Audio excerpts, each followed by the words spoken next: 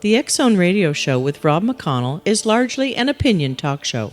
All opinions, comments, or statements of fact expressed by Rob McConnell's guests are strictly their own and are not to be construed as those of the X Zone Radio Show or endorsed in any manner by Rob McConnell, Relmar McConnell Media Company, the X Zone Broadcast Network, its affiliated networks, stations, employees, or advertisers.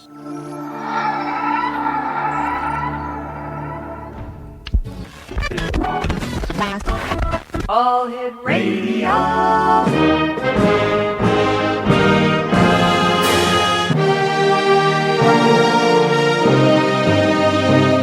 Welcome to the X Zone, a place where fact is fiction and fiction is reality. Now, here's your host, Rob McConnell.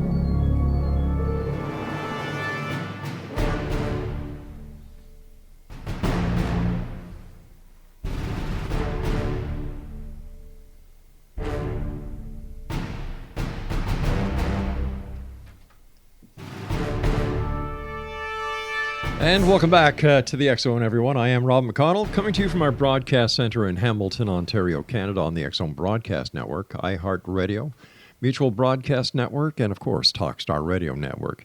If you'd like to send an email, xzone at xzoneradiotv.com, on all social media sites, X Zone Radio TV, and to find out about the programming we have available for you, 24/7, 365, just like a Quickie Mart, www.xzbn.net.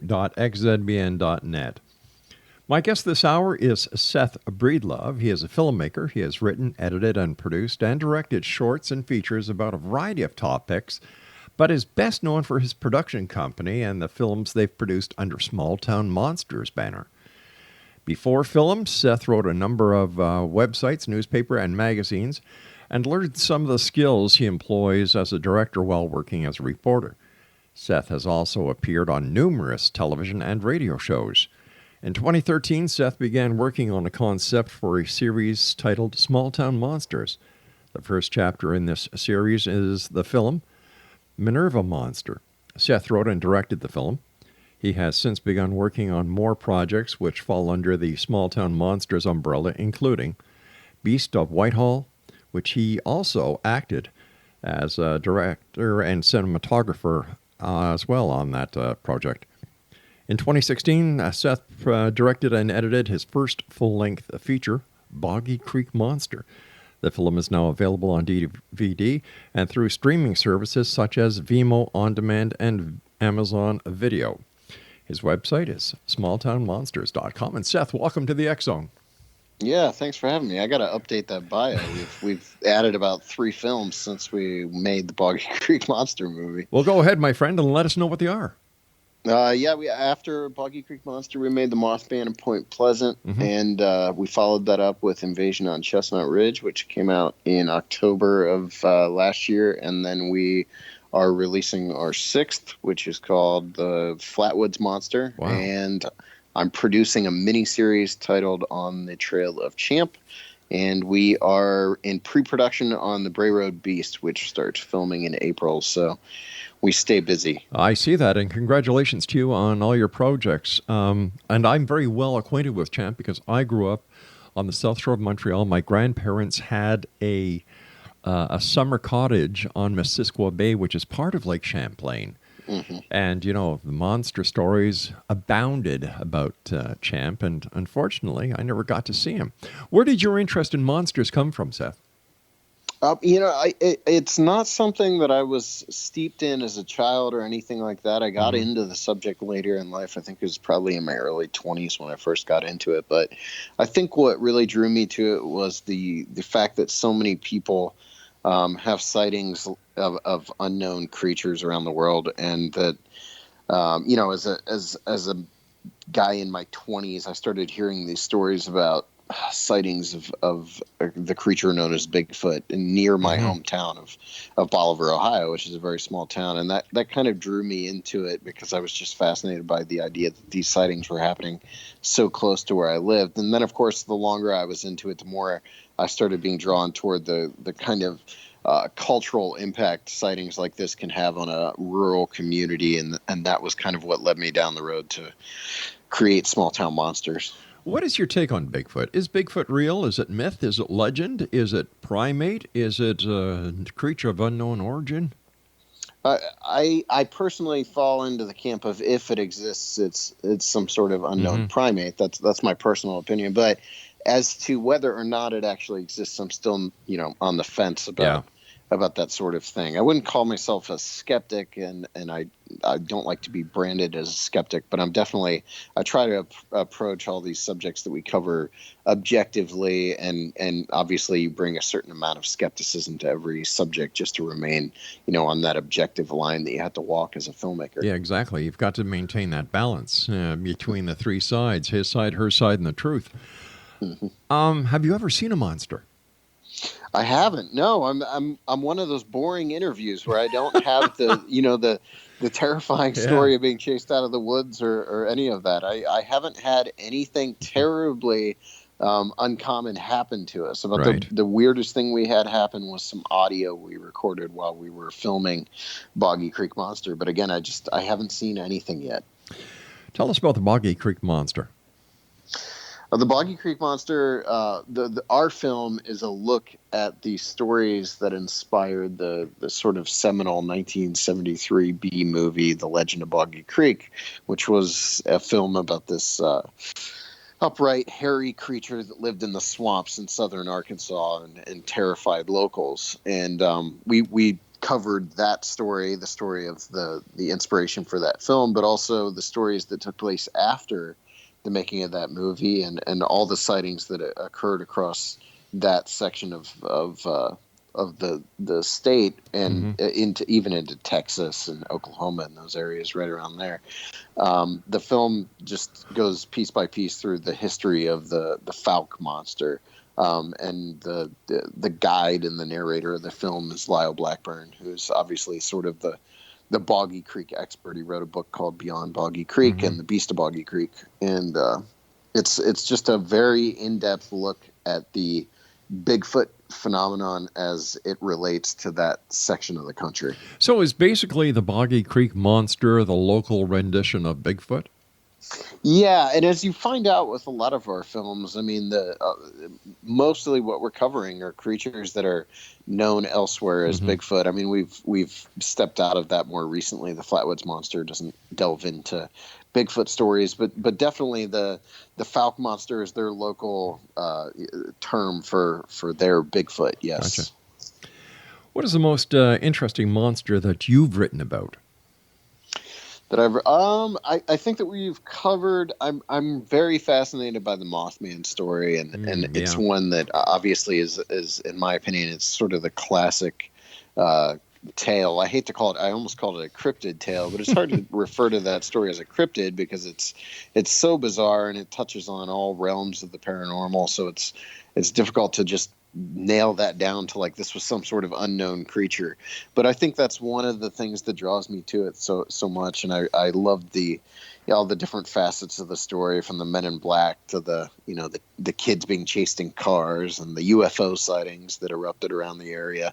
And I mean, definitely in terms of our films, that was our fourth, and we are obviously working on our sixth now. But I still think that The Mothman of Point Pleasant is my favorite of our films, and most of that comes down to the story itself. It's hard to screw that story up. It really is, because it's so fascinating just as a story that exists.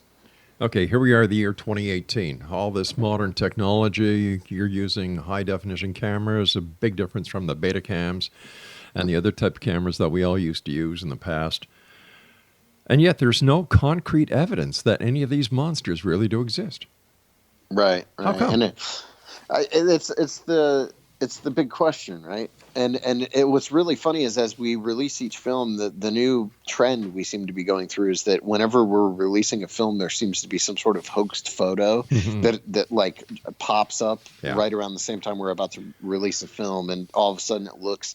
Today I got a phone call from a newspaper or a TV news reporter in Milwaukee who wanted to know if I was supplying a hoaxed photo which had recently come in of the Beast of Bray Road in order to sort of like promote the fact that we're releasing or working on that movie. And I said no, but I said, honestly, 9.5 times out of 10, these photos are going to be hoaxed. So, and the ones that aren't hoaxed might be misidentification or maybe there's a tiny percentage that are legitimate. But it's hard to say. And I feel like the proliferation of all these digital cameras and everything have actually made it harder to get to the truth. Because we're going to see more and more hoaxed photos. It's easier to hoax photos. And it's easier to use things like computer graphics to really fool the public, especially when it comes to UFOs and that sort of thing. It's a little harder when you get into, Bigfoot or whatever, because you still have to be good at the CG effects. And those aren't, people that are actually good at that aren't as prevalent. But definitely the UFO videos are becoming impossible to tell apart, for me anyway. All right, stand by, Seth. You and I have to take a commercial break. We'll be back in about 2 minutes from now. Exonation. My guest this hour is Seth Breedlove. He's a filmmaker. His website is www.smalltownmonsters.com. That's www.smalltownmonsters.com.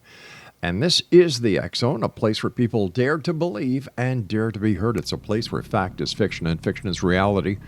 And the X Zone comes to you Monday through Friday from 10 p.m. Eastern until 2 a.m. Eastern, right here on the X Zone Broadcast Network, Talkstar Radio Network, Mutual Broadcast Network, and iHeartRadio. Seth Breedlove and I will return talking about monsters this hour here in the X Zone. Don't go away.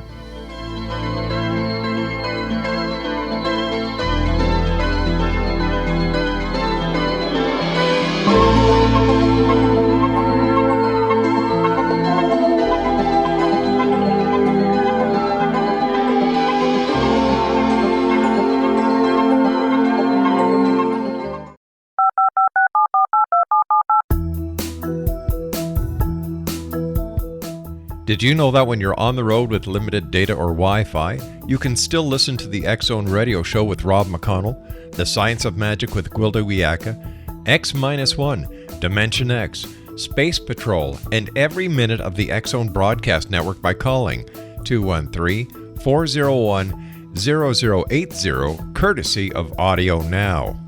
No smartphone, app, or internet needed. It saves your data plan and it's free if you have unlimited minutes. Call 213-401-0080 to listen on any phone, anytime, anywhere. Remember 213-401-0080 for the best of the paranormal, parapsychology, and sci-fi radio programming anywhere, 24/7, 365. Gwilda Wiyaka's latest book, The Science of Magic, Book of Mysteries, Volume 1, is the first book in a series based on her writings that open every episode of the Science of Magic radio show. Drawing on the subject matter of each guest, and armed with over 40 years' experience in shamanism, 35 years in alternative health, and degrees in psychology and religious studies, Gwilda introduces relevant and leading-edge information that supports spiritual evolution and personal empowerment. Rich with wisdom and inspirational quotes packaged in digestible segments, this is a book that will pull you from cover to cover. It will also serve as a daily inspirational reading for years to come. The Science of Magic Book of Mysteries, Volume 1 is available at our website, tsompublications.com, amazon.com, and wherever fine books are sold. Back in Victorian England, a famous theologian posed a perplexing riddle. Why are the two top personalities in the Bible tagged with the numbers 7 and 11? Academics agree the answer is found in the stunning discovery of a hitherto secret Bible structure explained in a new book called The Genesis Grid. The discovery is so simple that preschool children could illustrate it. Certain claims are hugely controversial and may offend some, but at the X Zone, we've studied this awesome new book and agree with one expert, and I quote, "These discoveries appear to be beyond coincidence." So who or what hid this wonderful pattern in the Bible, and what might they do next? Find out more, X Zone Nation, and read reviews on www.genesisgrid.co.uk. That's www.genesisgrid.co.uk.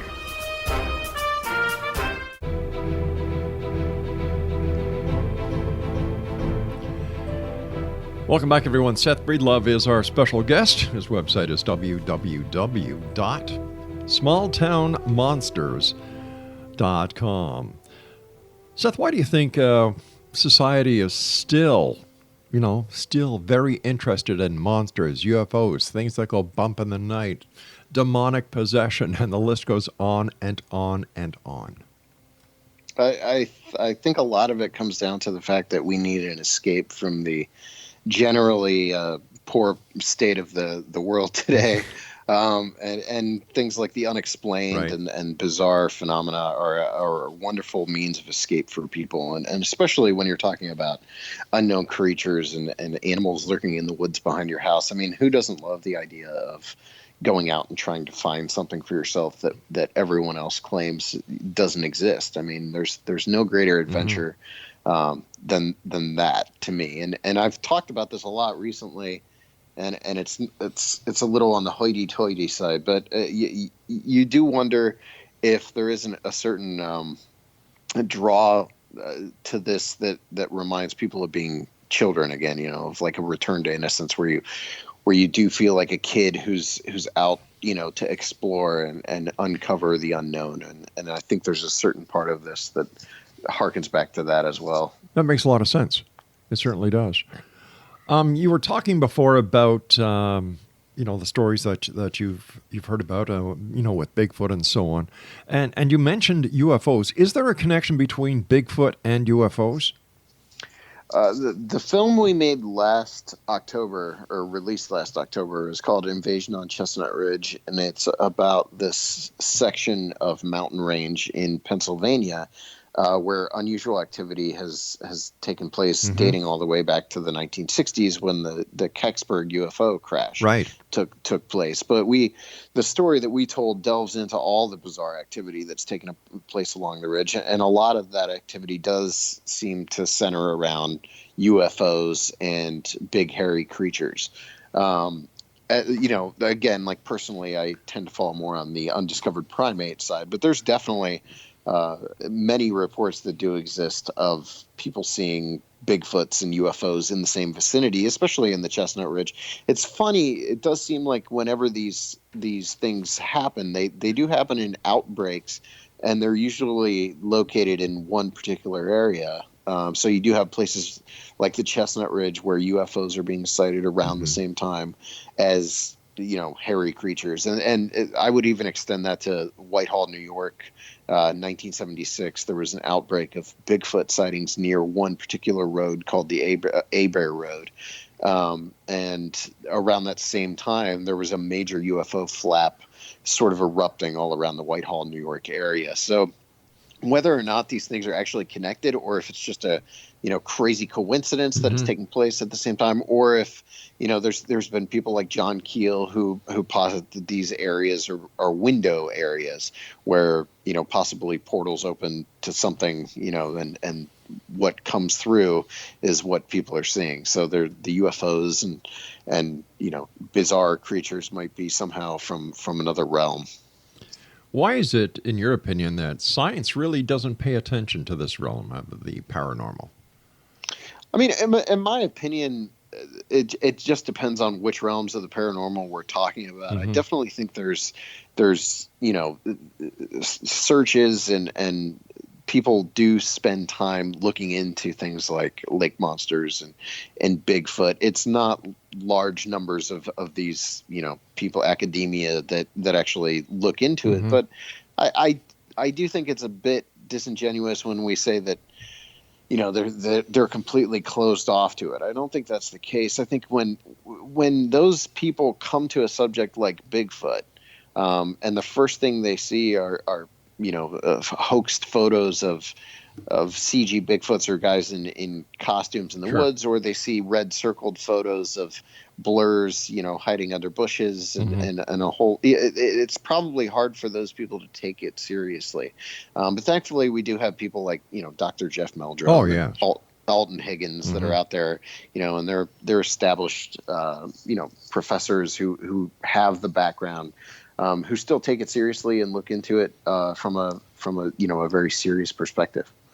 You're a professional filmmaker. What is your opinion of the Roger Patterson film? of Bigfoot? Well, that's the hard one, right? Because if I say it's real, then I say that I believe in Bigfoot, and I'm not there yet. But to me, I do know that when I first started getting on into all of this, I would look at that film and I would say, well, that's got to be a guy in a costume. It just doesn't, something about it doesn't look real to me. But then you start to really pay attention to that video, and the more you pay attention to it, the more questions you start to ask yourself. There's muscle movement and all these things that seem like they would have been extremely difficult to hoax or pull off in a fake suit, especially in the 60s or 50s, and yet that film exists, and we can look at that and say there's definitely something to that. If that is a suit, that is a fantastic suit, and I'd love to see that suit if that suit exists. But once again, that brings me back to the point, with all the modern day technology that we have, the ability of night vision and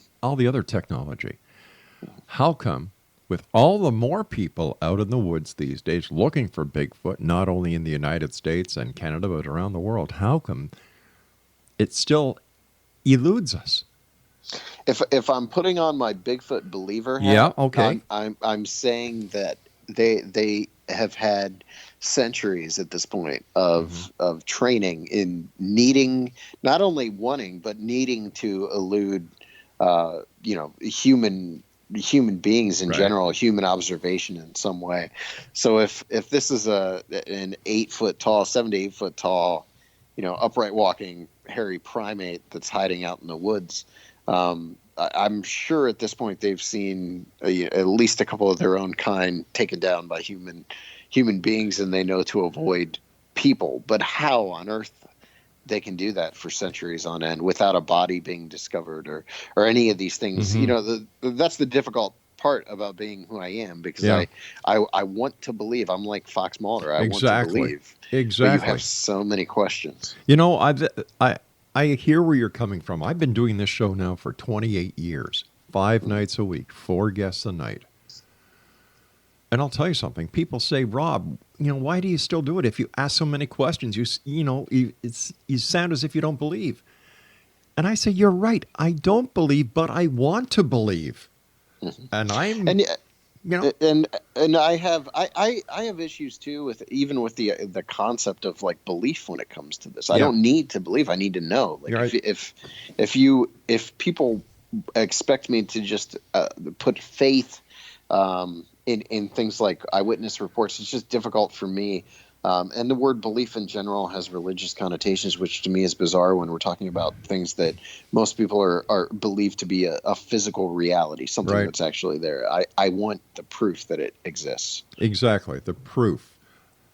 Remember the old Wendy's commercial, "Where's the beef?" I'd like to see the cadaver. Whether it's an alien cadaver, whether it's a Bigfoot cadaver or whatever. I don't mean to sound gross or anything else. It's just that let's take ghosts, for example. In southern LA, there are 1,500 ghost groups. That's just in southern LA. And yet, with all the ghost groups over the U.S., and I think we have a database of over 13,000 of them, nothing. Yeah. Nothing has changed in the last 28 years of doing this job. Yeah, and I mean, a lot of it is down to the fact that people that are doing that are involved in this, that are involved in the search, that are involved in the the quest to find some sort of answers, they're not necessarily in it to actually find answers. And I'm not demeaning those people or saying that's a bad thing. That this is, in a lot of ways, this is their hobby. Right. But how we're going to find answers when 99% of the people, 99 might be a little bit of an exaggeration, but when you're talking about 95% of the people that are into it don't actually care if there are answers, that it's going to be difficult for us to ever find, the reality behind most of the phenomena that these groups exist to find to begin with. I've had many, and I'm using air quotations here, ghost hunters or ghost researchers, paranormal investigators on the show. And I ask them, well, what are you going to do once you find the proof of of ghosts actually existing? They can't answer you. Like it's just like it's all in the chase. Like, what are you going to do with a rabbit when you hunt it down? Are you going to kill it or what? And then when you kill it, what are you going to do with it? Yeah, and the idea that all these phenomena are connected, that they interconnect, that's a fascinating one too. But I'm almost more fascinated with most of these things. Yeah. Most of these subjects. I'm almost more fascinated by what it means if there is nothing to it. If there is no Bigfoot, if there is no UFO, if there is no ghost, what the truth behind what's going on then in those fields is almost more fascinating, because people are seeing something, or they're thinking they're seeing something. So I'm curious. I'm almost more fascinated by that idea. I think we should drop it from being paranormal, the paranormal, and put it into instead of a paranormal phenomenon, call it a sociological phenomenon.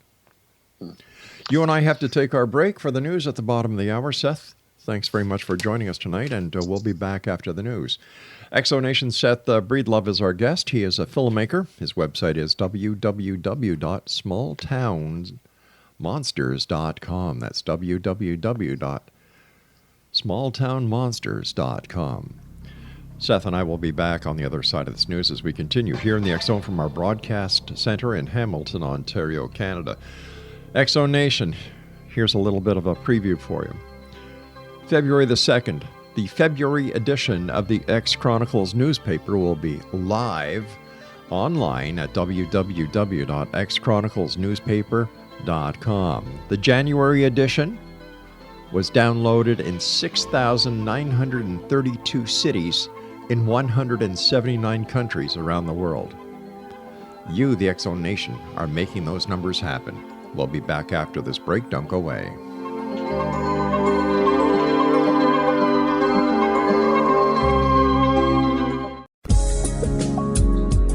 From our broadcast studios in Hamilton, Ontario, Canada, to the world and beyond, you're watching the X Zone Broadcast Network, www.xzbn.net.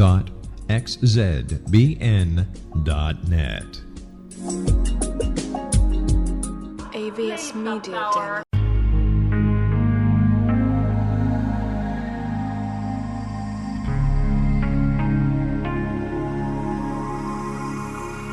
The scientist and the mystic have been on an age-old, relentless search with one thing in common. They seek truth. Their paths converge in the 40,000-year-old practice of shamanism, an ancient science delving to the quantum level of life, facilitating healing, manifestation, and evolution.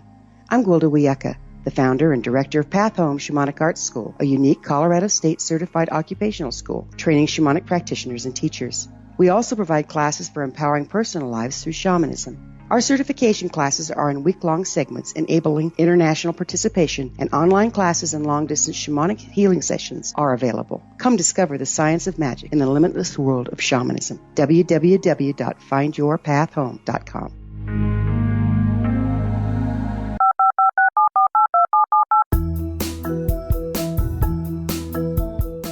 Did you know that when you're on the road with limited data or Wi-Fi, you can still listen to the X-Zone Radio Show with Rob McConnell, The Science of Magic with Gwilda Wiyaka, X-1, Dimension X, Space Patrol, and every minute of the X-Zone Broadcast Network by calling 213-401-0080, courtesy of Audio Now. No smartphone, app, or internet needed. It saves your data plan, and it's free if you have unlimited minutes. Call 213-401-0080 to listen on any phone, anytime, anywhere. Remember 213-401-0080 for the best of the paranormal, parapsychology, and sci-fi radio programming anywhere, 24/7, 365.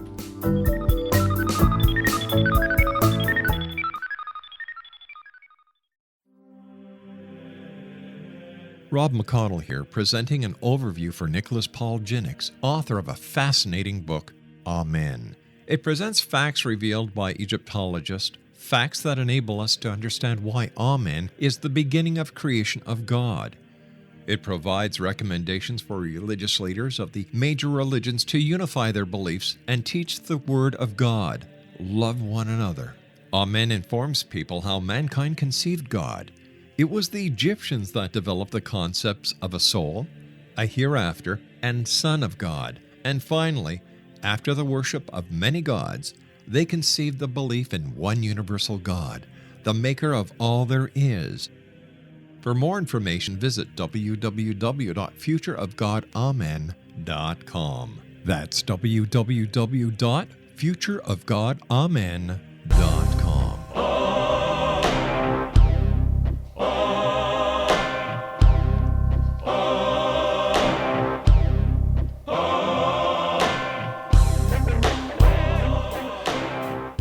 And welcome back, everyone. This is the X Zone. I am Rob McConnell, and you're listening to us around the world on the, X Zone Broadcast Network, Digital Broadcast Network,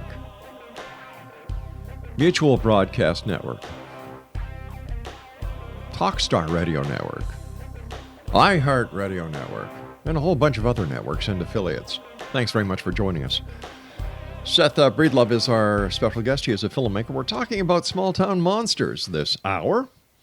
And Seth, while going around the country doing the many investigations, have you found that there are certain places where monsters are more prevalent than other places that you've investigated? Definitely, yeah. There's like I talked about earlier with the window areas. I mean, it definitely seems like there's sections of the country where they're just littered with reports, and you have places like the Chestnut Ridge where the reports are varied in what is being seen. It isn't just like people, like in southern Arkansas where the Boggy Creek Monster is located. Those reports down there, they're almost strictly of an upright walking, hair covered, smelly creature. It's a Bigfoot. But when you get to a place like the Chestnut Ridge, the reports are all across the map of what people are seeing. It's UFOs, it's ghosts, it's pterodactyl type thunderbirds in the sky. Wow. It's a flying dragon. They have, the reports along the Chestnut Ridge are so bizarre and so varied. I really don't think I've seen another place across in the country. Maybe something like Skinwalker Ranch, but this is on a much larger scale because you're talking about a stretch of mountain range that's about 100 miles long, and these sightings are so bizarre. I mean, I've been told, Stan Gordon, who investigates those reports, told me this past year of a sighting that a police officer had of this creature with no head. That was walking around. It seemed to have eyes in its chest or something. And I mean, that's how the reports along the ridge are really bizarre. So there's places like that. I mean, I think definitely sometimes that sort of thing happens. Like in the case of the Mothman sightings in Point Pleasant, what people overlook with the Mothman sightings is that it wasn't just Mothman that was being seen at that time. It was UFOs, it was Men in Black, but there were also Bigfoot sightings happening around the TNT area at the same time. So whatever was going on in Point Pleasant seems similar to the Chestnut Ridge as well. The weird thing about the Ridge is that those reports go back centuries. It's not just like those started yesterday and then they ended a week later or whatever. The Mothman story was 13 months, a pretty finite period of time where this bizarre activity occurred. With the Chestnut Ridge, it started who knows how long ago, and it's still going on today. And there's no point where there's a waxing and waning in reports. Now, the things might slow a little here or there, but this type of activity, the bizarre activity, has gone on for like literally centuries. And if anything, at times it seems like it's getting more and more bizarre. There was a point during the editing of our film, this is the first time I've ever done this with one of our movies, but I co-wrote that movie with my friend Mark Matsky, Invasion on Chestnut Ridge.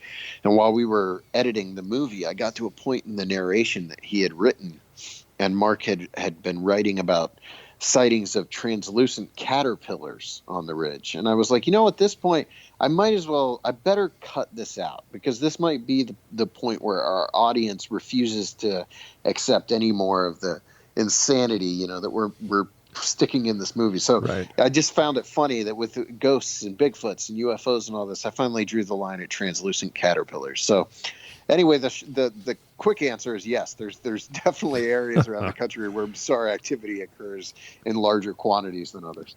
Have you found a common thread in the people that you have interviewed doing the research for your films? Are there any similarities between the witnesses?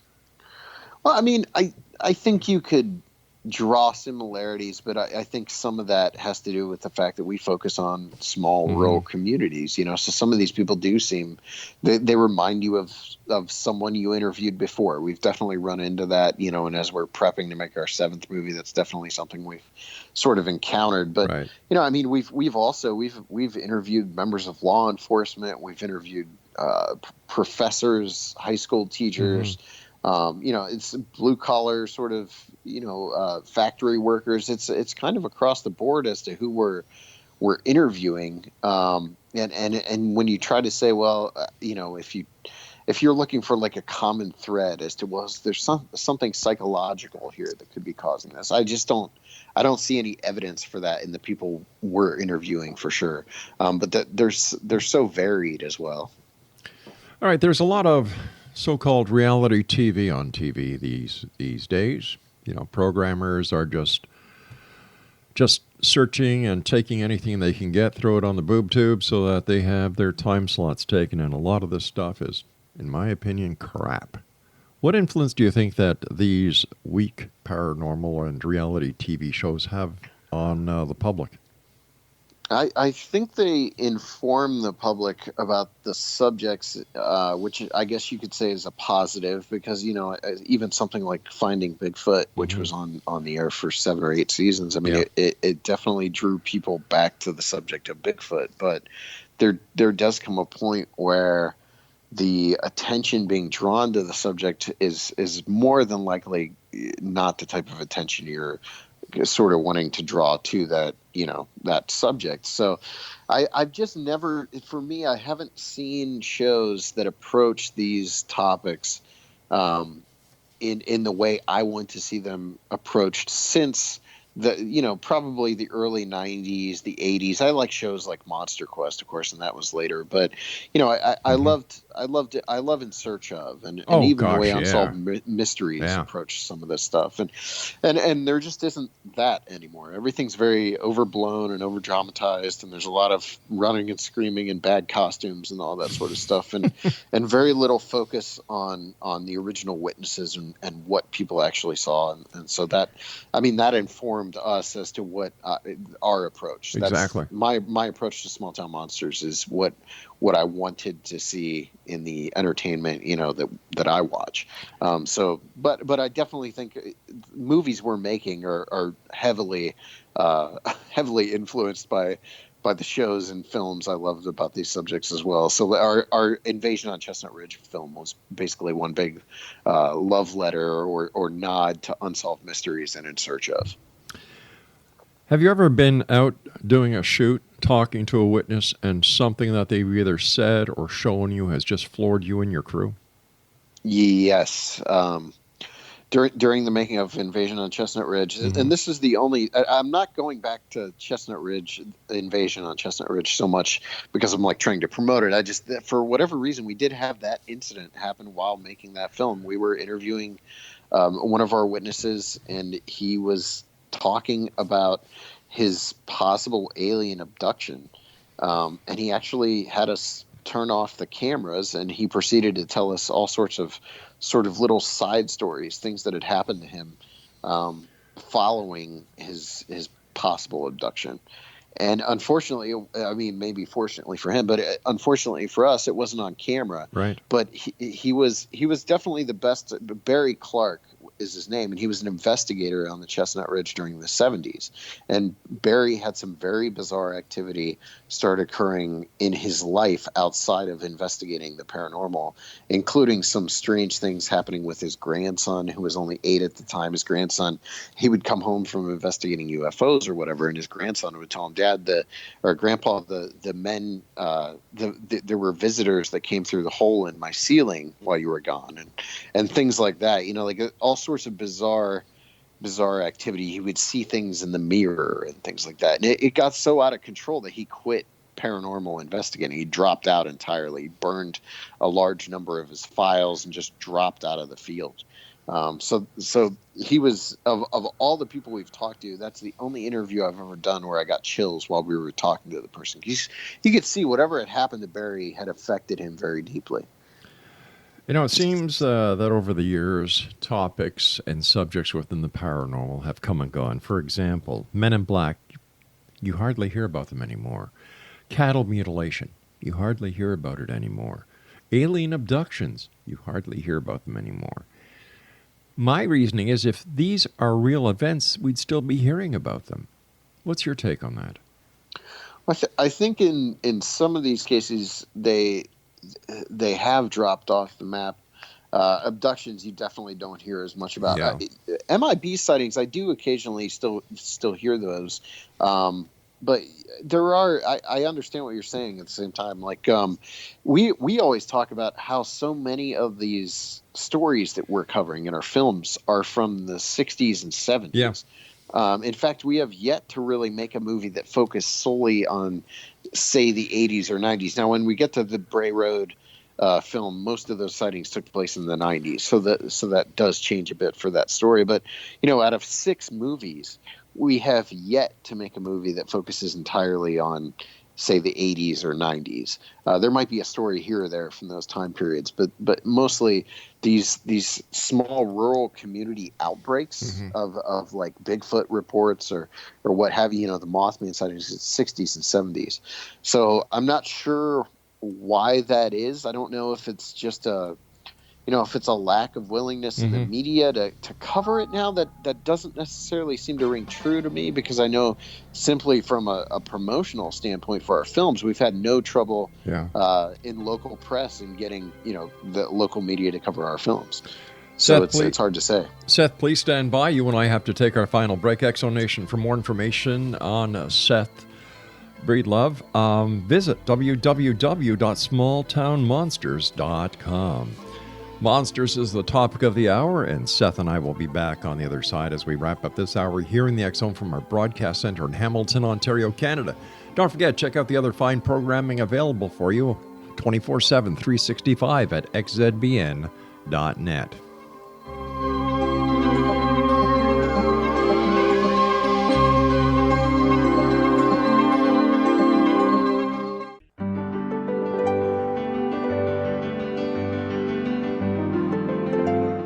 Named one of the world's greatest psychics, Elizabeth Joyce is now giving readings worldwide via Skype. Elizabeth Joyce is recognized for her clairvoyant ability to help find missing persons, her analysis of dreams, past life regression work, mediumship, and her accurate predictions. Elizabeth has been a frequent guest on the X Zone radio show with yours truly, Rob McConnell, now for several years. For an appointment with Elizabeth Joyce, call 201-934-8986 or Skype at elizabeth.joyce. And for more information, you can always visit Elizabeth Joyce online at www.new-visions.com.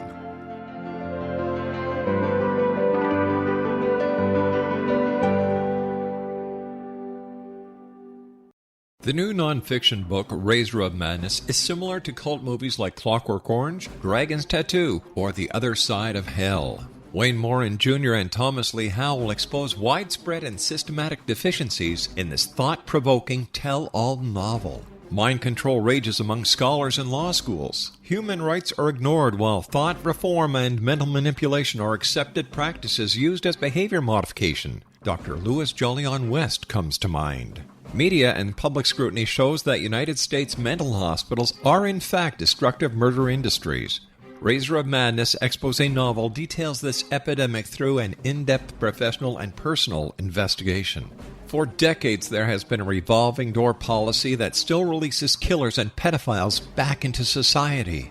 The maestro of mind control continues to haunt America to this very day. Razor of Madness is available in paperback or as a downloadable ebook at Amazon.com.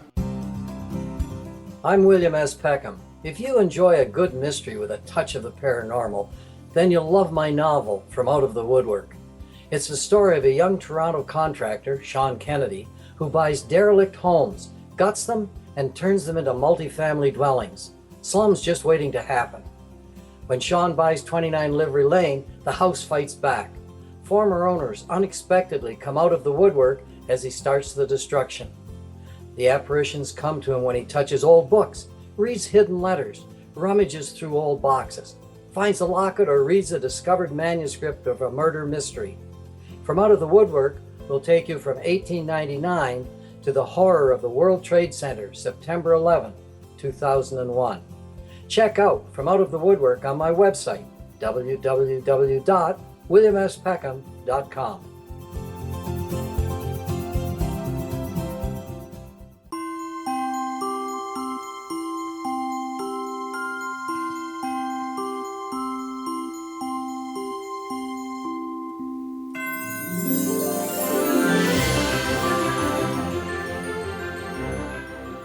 Oh my gosh, Christmas already? Craig, what happened? It's supposed to be spooky, weird, out of this world. And you play us Christmas. Next year, you're going to have me doing a countdown from Christmas from February the 1st. I know, Craig, these buttons can be hard once in a time.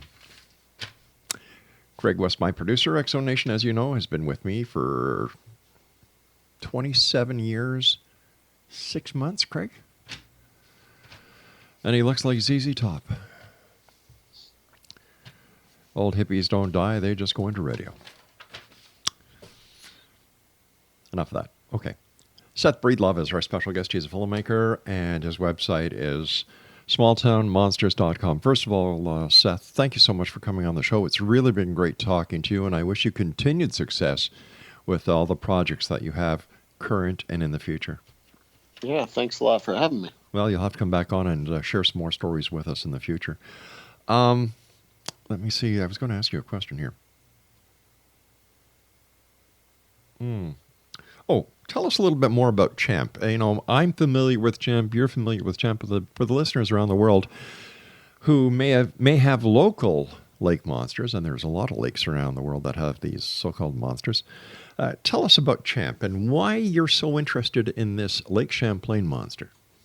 I am fascinated by this story, and this was a film. It was originally going to be a film that we made, that Small Town Monsters made. But what we ended up doing was we're launching this new sort of ongoing series that's going to be told in episodic format. So the first season is called On the Trail of Champ. And this is actually directed by my good friend Alexander Petikoff, who lives up near Lake Champlain, or maybe not near, but closer to Lake Champlain than I do. He's up in the New England states. So he's closer to the lake. So it's Alex's project, but I've been fascinated by Lake Champlain and the Lake Champlain mystery for a long time. It's basically America's Loch Ness Monster.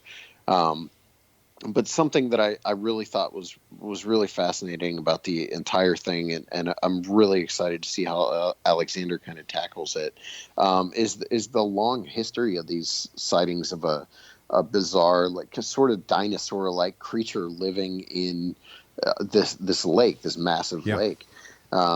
And the sightings go back, obviously, centuries. In fact, all the way back to the Samuel de Champlain's actual sort of exploration of the lake itself. The really cool thing is all these little sort of rabbit trail side stories throughout history.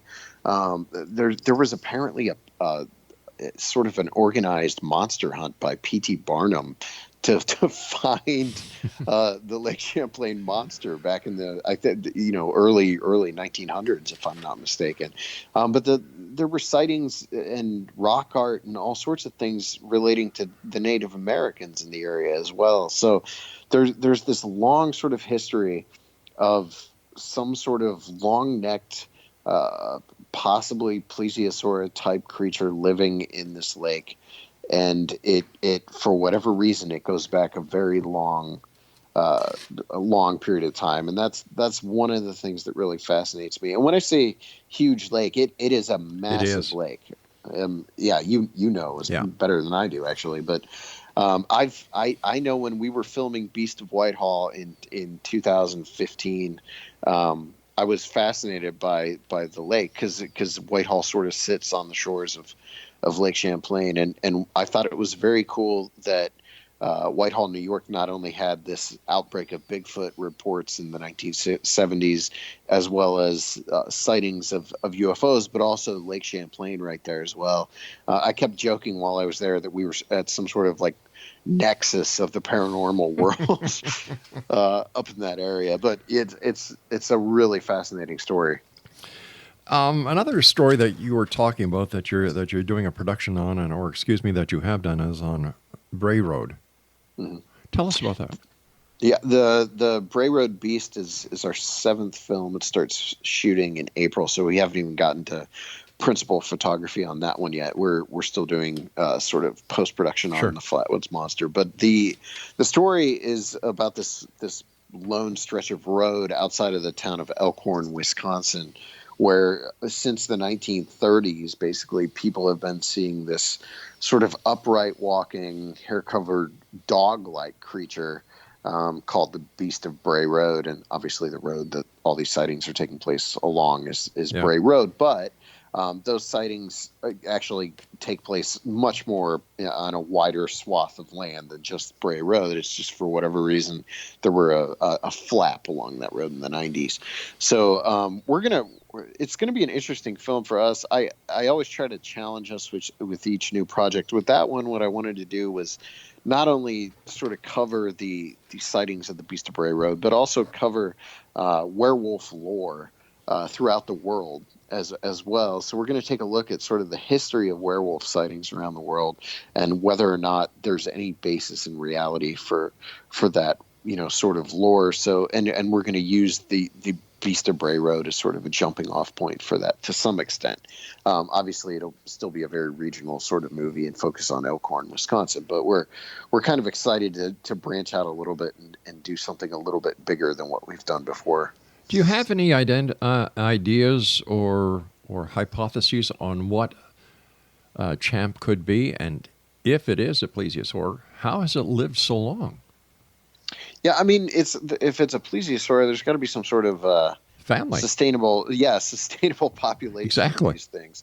And when you're talking a sustainable population, I mean, what is that? Is that like 50 of them? Is that I don't even know how many would have to be in that lake. And then you get into the question of, well, how are they staying hidden? Yeah. Or it's really one of the great mysteries for me.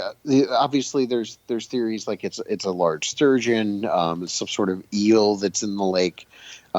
There's any number of theories about it, but and the expedition that Alexander was actually on last summer to film, that series will actually take you into the waters and out with the explorers as they try to find some sort of answer to all this Champ stuff. But that was actually one of the better funded expeditions into Lake Champlain to find this creature. So there were multiple boats on the water. They had all sorts of camera equipment. So it was really a well-funded expedition to get some answers. But as to whether or not they found any answers, you'll have to wait to see the show, obviously, to find out. But there's any number of theories, but it's hard to come up with anything without, like you said earlier, without a body. Right. Here in Canada, including Lake Champlain, we have Erie Pogo of Lake Erie. Then there's Barry's Bay Monster up in Barrie, Ontario. Ogopogo, of course. Then in the Quebec Lake of Memphremagog, there's also a lake monster, and there are reports of even a monster that lives in the Bowl area of Niagara Falls. People have been reporting seeing strange things there as well. So is this part of the brain seeing something? Seeing A and then B and then there's a space and then it goes to D, E, and the brain throws something in there just for continuity? Or is it real? This is, I guess, what you and your crew are trying to establish. I guess to an extent we might be doing that. I think for more than anything for us is just documenting these stories and making sure that they're put in the words of the witnesses. But certainly some part of it is about trying to get to the truth of the whole thing as well. And the lake monster mysteries are all over the country. I was in Montana last summer at Flathead Lake in Montana. Has a well-known local monster that supposedly lives in the lake. Here in Ohio, actually less than an hour from me, there's the Charles Mill Lake monster, which was this sort of armless creature with webbed feet that came out of Charles Mill Lake and terrified these two boys back in the 1950s. So it seems like there also might be something just about the unknown of the water or something that scares people. But I don't know. When you get into psychological, is it simply a psychological manifestation of some sort of, creature that your brain's creating for you? I have issues with that to some extent because it doesn't seem I do understand that there are people, that sort of thing happens to, and there's schizophrenia and all that kind of stuff. But it seems like for the amount of people that see lake monsters, I would have a hard time just locking it down to that. Plus, I know a couple of people who have actually claimed to see lake monsters, and one of them, actually both of them, claimed to have seen Champ. Mm-hmm. They're both completely rational, sane people. One of them was a police officer. Having been a police officer myself, I know there are a lot of cops out there who have very vivid imaginations. I believe it. Yeah. Hey, listen, Seth, thank you so much for joining us. And let our listeners know where they can get copies of your DVDs or watch your DVDs online. Sure, yeah. DVDs are available through shop.smalltownmonsters.com. 3 of our films are being distributed by a horror movie distributor called Terror Films. Those movies are all available on iTunes, Google Play, Vudu, Xbox, most major streaming platforms. That's Invasion on Chestnut Ridge, The Mothman of Point Pleasant, Boggy Creek Monster. Every movie we've put out is available on Amazon. 3 of them are actually available on Amazon Prime right now. So if you want to watch those 3 for free and you're an Amazon Prime subscriber, you can check them out on Amazon Prime. And each movie, everything we put out is available on Amazon. Seth, take care of yourself. I look forward to the next time you come back and join us with more stories of and from small town monsters. Take care of yourself, good sir. Safe travels.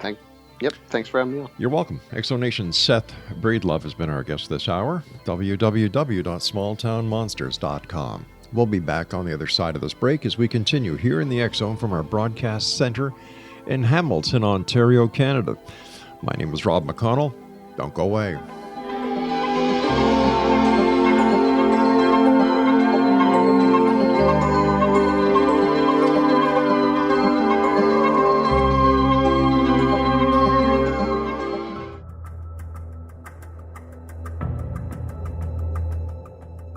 Modern Esoteric, Beyond Our Senses by Brad Olson, consummates the lifeology story about where humanity originates.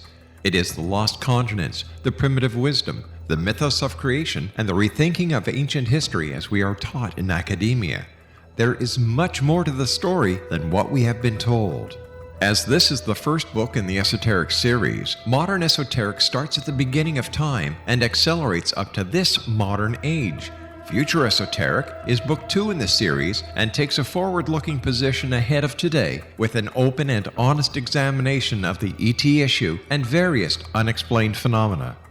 To discover the writings of author Brad Olson, visit www.bradolson.com. That's www.bradolson.com.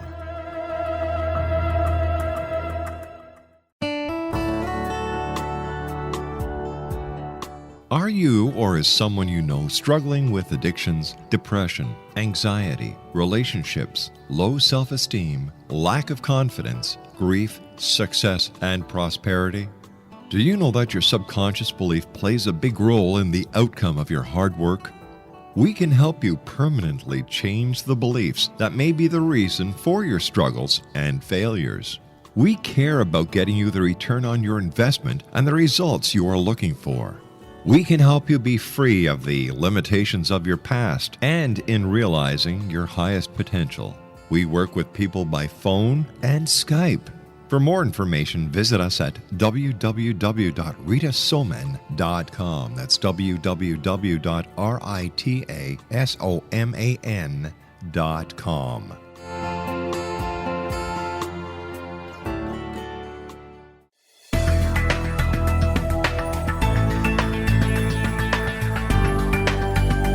Do you think you have energy problems in your home?